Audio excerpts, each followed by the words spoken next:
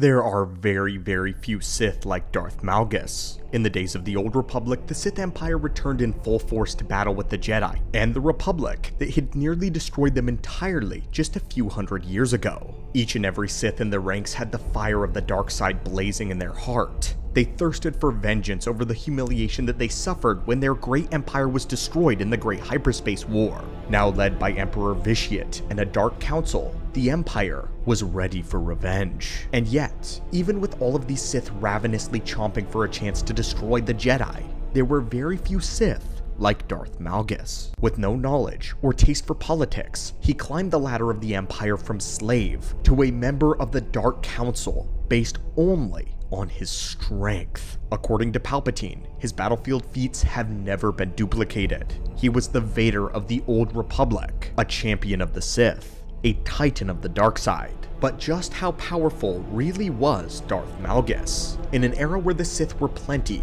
as the Jedi, what made Malgus stand out as being one of the strongest to ever live?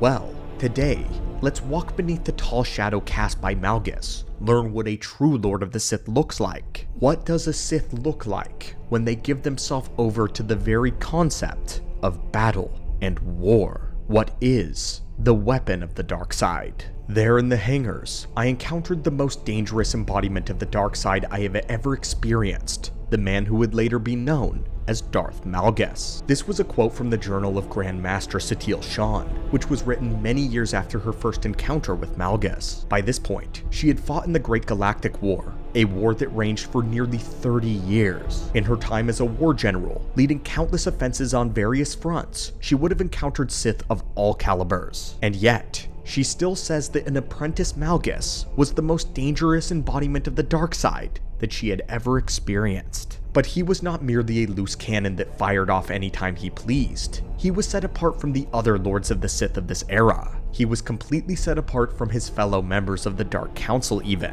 What made Malgus different from many of the Dark Lords was his devotion to the Empire itself. Malgus was a man who was an absolute hurricane of wrath, carefully tempered by patience, determination, and most importantly, vision. He was patient and cunning with his enemies, knowing when to aggress and how to go about aggressing, versus when to lie in wait, allow his enemies to fall into a trap of their own making. He was determined to fell anyone who would get in his way through sheer brute force and overwhelming power, but he was also determined to see his goals through, even if it meant making sacrifices. He once sacrificed his own lover when she proved to be his only weakness, and that kind of ambition comes from his vision of the future of a Sith Empire. He was not blindly loyal to Darth Vitiate, but the ideals of the Order and the rule that a proper empire could bring to the galaxy.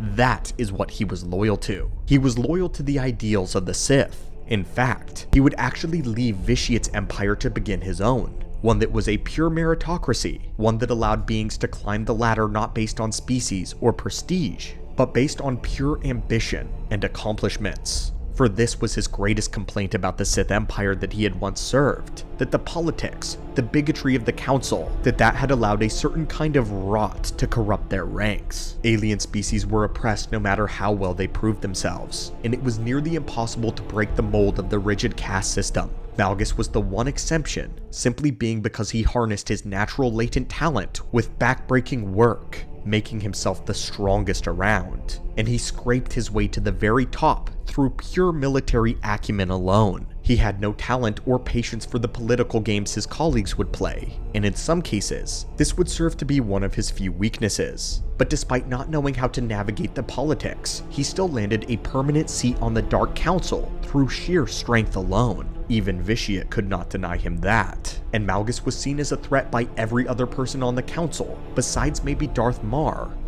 who shared Malgus's ideal for a better empire.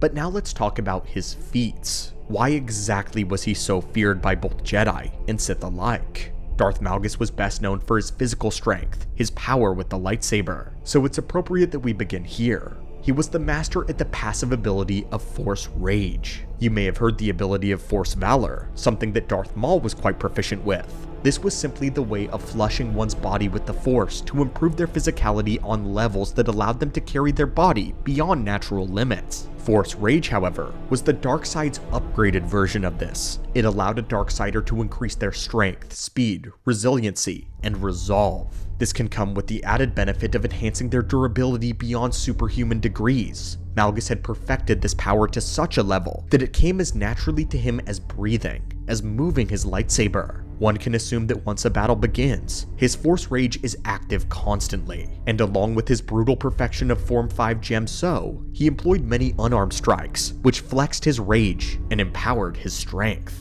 His kicks were hard enough to fold Jedi in half, or in the case of Venzalo, sending him flying back 10 meters. When he fought the Sith Lord Darth Malgus, Malgus' kick was powerful enough to break his ribs through his armor. He regularly lifted up Jedi by the throats and slammed them on the ground or into objects. Of course, Malgus stood at a hulking 7 feet or roughly 2.1 meters tall, so nearly everyone grabbed by him would be lifted off of their feet and ragdolled helplessly. That's assuming he didn't crush their trachea between his fingers, which was another thing that he was prone to do regularly. That finisher was actually one of his favorites, as he used it to kill many of those who personally displeased him. In terms of speed feats, Malgus never felt the need to zoom around the battlefield or bound towards his enemy. His rage was so potent that the Force energy within him would exude to the point where it actually manifested visually. Here is a passage from the Deceived novel. A roar, heavy with hate and rage, pulled Aaron's eyes skyward.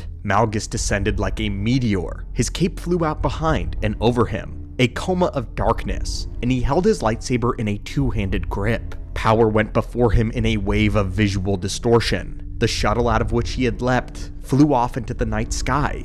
Aaron fell fully into the Force now, raised her defenses, took a fighting stance, and parried Malgus' two-handed overhand slash. Still, he landed in a cocoon of power, hitting the ground in an explosion of might that shattered the stones around them and turned them into a hail of shrapnel. This, of course, isn't even talking about his durability. Within the span of a few minutes, he resisted both a micro-rocket and a sonic grenade which exploded at point-blank range, getting back up afterwards and still being ready to fight. Satele Shan gathered all of her power and released an all-out Force blast that sent Malgus into a large cliff face, resulting in it collapsing on top of him. Although he had to wear a respirator for the rest of his life, that never seemed to limit him whatsoever in combat. Even in a weakened or injured state, he was able to force push 2 buildings worth of metal and debris that he was buried under. In fact, Malgus relied so heavily on the Force for his protection that he almost dismissed defense entirely in lightsaber duels, focusing solely on attack through the 5th form of combat. And I think this brings us perfectly to the next talking point: his lightsaber skills. During the course of his military career, Malgus rarely ever lost a duel. In fact, he has nearly an undefeated record under his belt. One of his greatest victories was against the Jedi Master Cal Senderek, who not even his own master, Darth Vindican, was able to defeat. In both his duels with Satele, he always defeated her with his lightsaber, but narrowly lost when she was bailed out by someone else, and then used the Force to overpower him momentarily.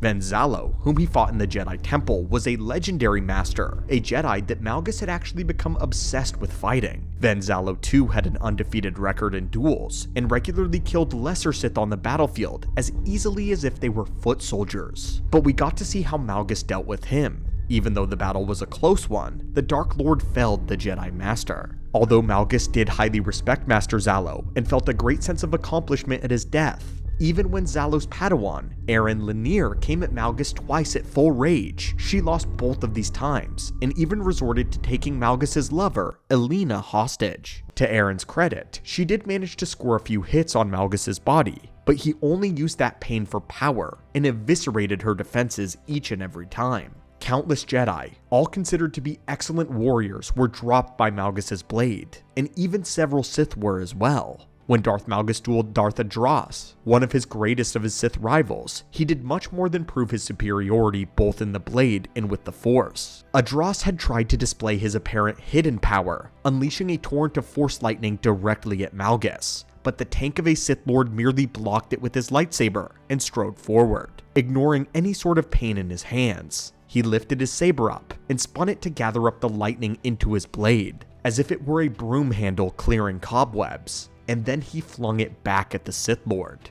Again, Malgus used his lightsaber to gather another Sith Lord's lightning and then hurled it back at them to take them off of their feet. Malgus was so far beyond this so-called rival that he simply toyed with him during their duel, while Adras was going all out in a fever of desperation. Although Malgus did not favor defense in a duel, he could still weave his lightsaber into a wall of protection that would defend both himself and his troopers in the open battlefield. It was said that he could move his lightsaber so fast that it simply became a smear of red light in front of him, and not a single blaster bolt ever made it through. Shockingly, this suggests an expertise in Form 3 Sarisu. However, Malgus doesn't ever seem to use the form in lightsaber combat, only when on the battlefield. This definitely tracks with Malgus's opinion on always proving his overwhelming strength to his enemy. Many times he disregards finesse altogether just for the sake of crushing them. And towards the end of his career, he would enter a 1-against-4 battle against a strike team of the greatest heroes of the Great Galactic War. Since this battle takes place in the Star Wars The Old Republic game, these heroes vary depending on which side you're following and which path you choose to take, but they were the very best that the Republic, or the Empire, has to offer. Malgus would hold his own for a great amount of time before eventually being captured. Afterwards, the hero of Tython would write this in his journal, saying that Malgus's lightsaber form was perfect, containing no flaws. We can equate Malgus's mastery of Form 5 to being on par with even Vader's. It genuinely cannot be understated that Malgus was the greatest warrior of the ancient Sith Empire, maybe the whole Old Republic, perhaps second only in power to Vitiate or Darth Jadis. But of course, all of his power welled up into one man and expresses itself in more ways than just his physicality. So now let's talk about his feats in something greater. Darth Malgus's feats in the Force. Just like in his lightsaber skill, Darth Malgus was oppressively powerful in the Force and regularly dominated other Force sensitives. When Aaron Lanier attempted to hurl her lightsaber directly at Malgus, he simply smacked away her hold on the saber and summoned it to his grasp instead. There was another time when the Jedi had set an ambush for the Dark Lord, but he reached out with the Force and felt the faint signature of the light side. He then brushed aside all of the Jedi's attempts to conceal themselves and yanked the knight out from his hiding spot, crushing his throat with the Force. Darth Adras had once attempted a leaping attack against Malgus, but the Dark Lord plucked him out of the sky, right at the apex of his jump, and slammed him into the ground. When he actually used his telekinesis offensively, there was no one that could resist him, not even the legendary Venzalo, who went flying right through a rock from one of Malgus's Force pushes. The strike team of the great heroes we mentioned before were all but overpowered by his power when their battle began. Malgus leapt from a staircase and shoved his hands forward, eclipsing their combined power, sending all four of them reeling. And repeatedly throughout this duel, Malgus would release waves of power that took them off of their feet. Of course, anytime he force pushes someone into a wall, he always causes them internal trauma. The temple guard he shoved into the wall on Coruscant had all of the bones in his body broken upon impact. Another Jedi that was thrown against a pillar inside of the temple received a concussion and was dropped instantaneously. Even when Jedi such as Aaron attempted to use the Force to cushion the impact, the air was driven out of their lungs. Malgus, even at one point, released a Force repulse whenever he simply unleashed his rage and let the raw energies of the dark side flow. When this occurred, dozens of people and objects went flying in all different directions. Even a ship was dislodged from its positioning and jostled by the very outburst. And speaking of ships, he had performed a similar feat that Lord Vader did, holding a dropship in place despite its thrusters being engaged. Malgus also frequently employed the use of Force lightning to great effect, as the four heroes who rose against him buckled to their knees under his electrical might. During one battle, he aimed to send a wave of Force lightning at a Jedi Knight across the battlefield. Even though he was only aiming for a single Jedi, his lightning killed two Padawans that just happened to be in the way. This is what the novel says. Malgus, not to be outdone, picked a Jedi Knight at random, a human female 10 meters away, held forth his left hand, and discharged veins of blue lightning from his fingertips. The jagged lines of energy cut a swath through the battle, harvesting two Padawans as they went, until they caught up to the Jedi Knight and lifted her off her feet. She screamed as the lightning ripped into her, her flesh temporarily translucent from the dark power coursing through her. Malgus savored her pain as she died. In his final battle against Aaron, she attempted to block his Force lightning with two lightsabers, but it blasted through her defenses, both lightsabers flew from her hands, and she was thrown off of the shuttle that they were fighting on. The pain of the Force lightning was so intense that she shortly after succumbed to the pain and fell into unconsciousness. Darth Adros couldn't even resist Malgus's lightning, as it too disarmed him and stopped his advance dead in his tracks. Malgus was also incredibly adept at the Force Bellow. This was a power different from a Force Scream, where the Force Scream is meant to inspire fear that cuts a Jedi off from the Force and destabilizes an enemy. The Force Bellow is meant to amplify one's voice to the point that it destroys physical matter. It was very raw, an explosive manifestation of the Force exhibited by only a few individuals. While this could be used as a Jedi technique, when a Sith Lord mastered it, its level of destruction was unmatched. On the lower end, Malgus managed to totally shatter a giant stone pillar and send its shrapnel raining against his enemies. On the higher end, the Sith Lord boarded an enemy capital ship and released a bellow that buckled the bridge's viewport and burst the eardrums of all of the crew on board. Not only this, but the sound waves were so potent that they overloaded the fuel cells of an incoming wave of Republic starfighters, causing all of them to explode. But what's most impressive about Malgus is that he's not always out for personal glory, but to get the job done. The Greater Empire. He chooses to use his power as a Sith to lead troops to victory in more practical ways. During the siege of Ord Ramada, Malgus talks about how the enemy had held themselves up on a mountain stronghold, with the only way up being rather narrow. He placed himself and many Sith Lord in front of their single-file marching lines, using the lightsabers to form a screen of defense against any incoming enemy fire. This was a move that Palpatine greatly approved of, stating that those with the Force should always be the ones to lead those without, calling it inspirational. But for Malgus, it wasn't so much about leading the non-Force sensitives, as it was about keeping his troops alive for the battle. When he discovered that the enemy had placed landmines along the path, he was enraged at their cowardice, and plucked a large boulder from a mountainside. Using telekinesis, he slowly pushed the boulder up ahead of his march to detonate all the mines in their path. He then flung the same boulder into the gunner's nest, clearing a way for his men to storm the enemy lines. In this way, he used his abilities to do the one thing that his soldiers could not do, to save their lives and secure their victory. At many points in the lore, it's almost as if Malgus is acting semi-Jedi-like, and finding ways to win beyond just breaking something down, or sacrificing men needlessly. He always had respect and undying loyalty of his troopers because he not only inspired them with speeches of valor, but he got down and dirty in the front lines of war, in the muck with them. He didn't sit back and send everyone else to do the job of others like many other Sith Lords of this era were known for. Malgus knew he was stronger, and so he led his pack at the front as its apex predator, putting himself in harm's way first. Perhaps this is the reason his battlefield feats have never been replicated, because few Sith besides Vader are willing to do what Malgus did. He was someone who truly cared about the Empire, the Sith way, and he proved it by putting everything on the line in battle. And this was how he became one of the strongest, one of the most dangerous Sith Lords in galactic history, a true champion of the dark side. There are few Sith Lords out there in the lore like Darth Malgus. And I feel that if he were alive during the days of the Clone Wars, the Jedi would have been in deep trouble. He would totally eclipse Grievous as a threat, and would not tolerate the failures of a droid army, leading men on his own front lines. He would likely destroy any opposition that the Council sent his way, perhaps even dismantling most members of the Jedi Council itself. He was a true warrior, the very embodiment of what happens when one focuses the dark side into nothing but pure battle. Malgus exemplified the destructive and the domineering nature of the Sith. Had he not been mired down by bureaucracy in the Dark Council, he may have led the Sith Empire to total victory and greatness. But anyway, my friends, we hope you enjoyed today's holocron and look at the power of Darth Malgus, or our Darth Malgus glazing video.